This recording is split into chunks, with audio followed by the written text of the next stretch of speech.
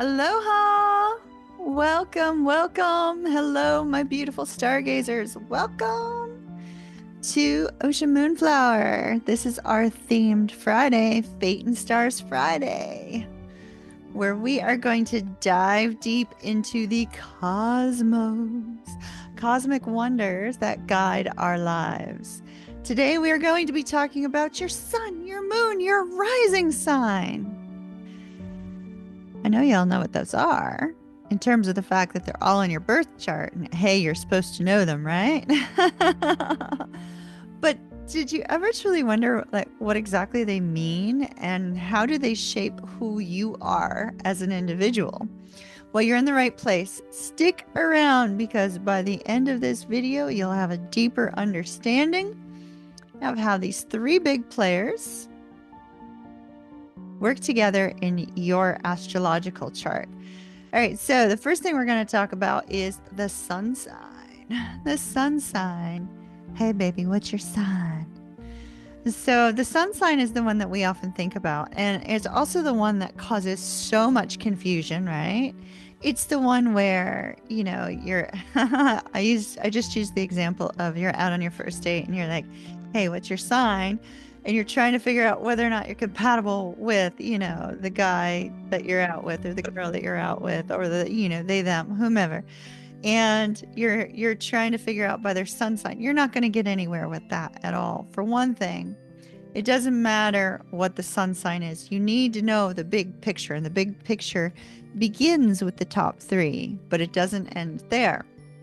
So oftentimes you'll hear me say this is for your sun, moon, or rising sign, because those are the most influential signs that we look at when we're looking at you as a whole.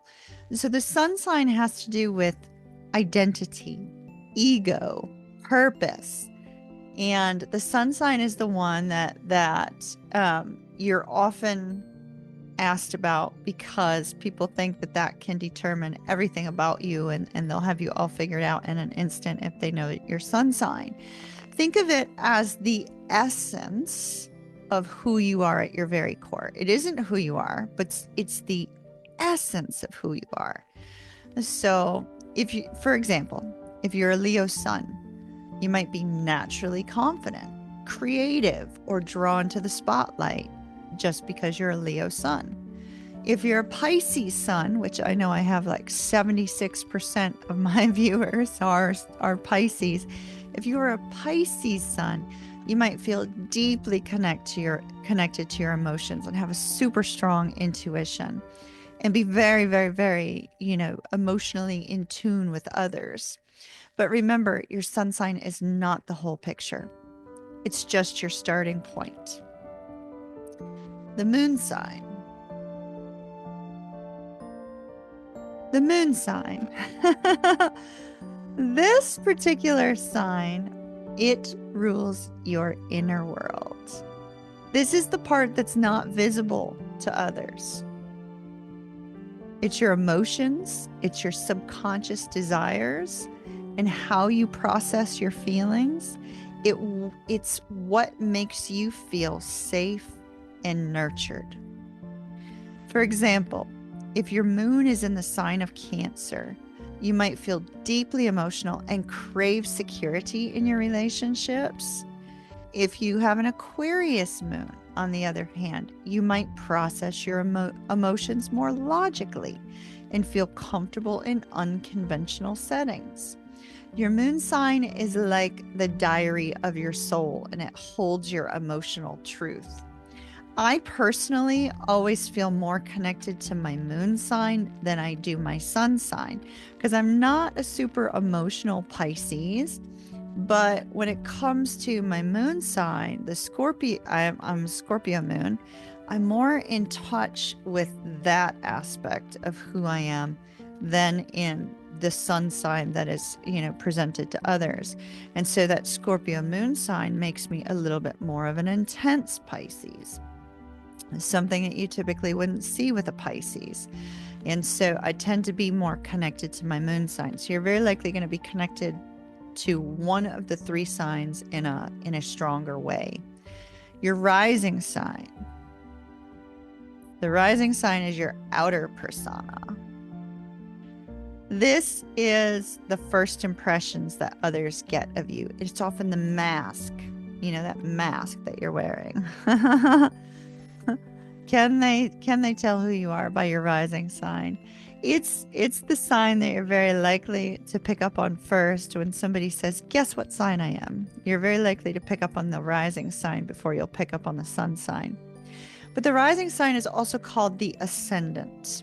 This sign is extremely important for us in determining your birth chart and determining where the planets fall in your birth chart. So from an astrological and astrologer's perspective, the ascendant helps to kind of determine the houses and where the houses are in different zodiac signs and things of that nature. So we look at the ascendant very, very strongly when we're looking at a birth chart because it helps to shape the rest of the chart. So the rising sign, also known as the ascendant, this is where the sign that was rising on the eastern horizon at the exact moment that you were born. It represents how you present yourself to the world, your outer persona, your first impressions. So think of it as the cover of a book, the book that is you. So if you're Capricorn rising, you might come across as very serious and determined. But if you're Libra rising, you might seem charming and approachable, even if that doesn't fully reflect what's going on the inside. Your rising sign is all about how you navigate the world and interact with others. Now, here's the fun part. How do they all work together? Your sun sign is your essence, your moon sign is your inner world, and your rising sign is your outer expression. That makes up a very unique blueprint of your personality. For instance, you might have the grounded stability of a Taurus sun, the fiery passion of an Aries moon, and the intellectual curiosity of a Gemini rising. What a dynamic combination! A dynamic combination for a Taurus. How amazing would that be? Understanding these three signs gives you a more complete picture into yourself and how you show up for the world.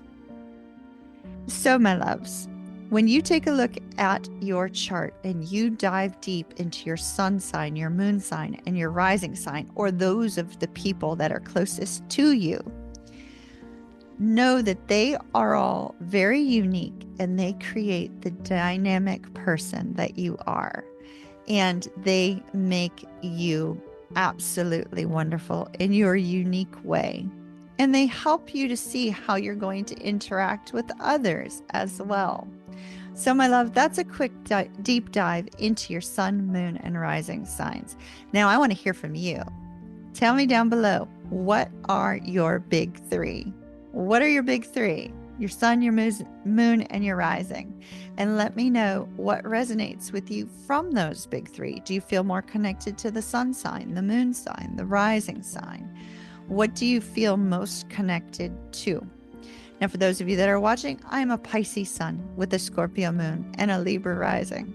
I happen to love my big three. I like how they all work together, and I like how they all work together for you and for me to show up for you here on this channel so that we can all grow together and experience new things together and encourage one another together.